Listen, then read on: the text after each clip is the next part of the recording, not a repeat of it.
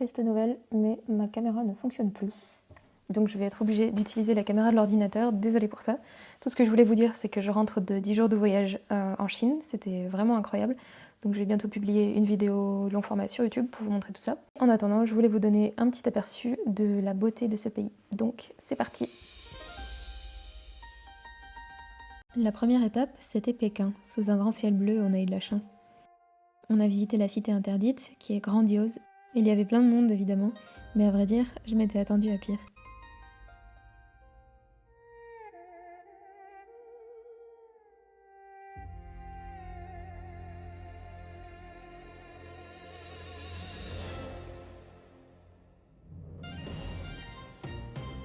Ensuite, on est allé à Chengdu, une grande ville à quelques heures de vol de Pékin.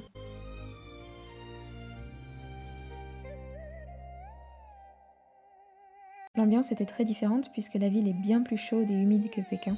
Il pleuvait beaucoup, mais en Chine, la pluie n'enlève rien à la beauté des villes. Au contraire, elle donne une ambiance calme et un petit peu mystérieuse.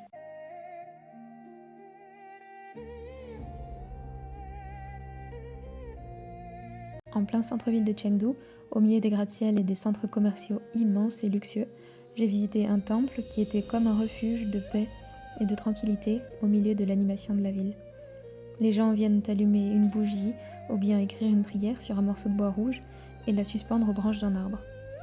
La nature est magnifique, même au cœur de la ville, on trouve des fleurs délicates, de grands arbres, et même les pigeons sont jolis.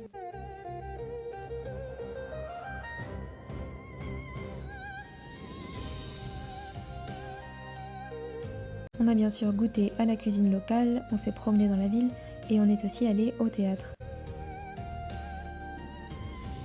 Même sans comprendre un mot de chinois, on profite du spectacle avec les costumes flamboyants et la musique parfois un petit peu bizarre.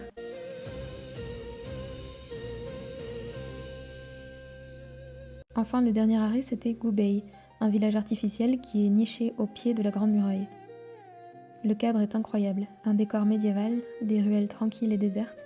Chaque recoin du village est un trésor de beauté.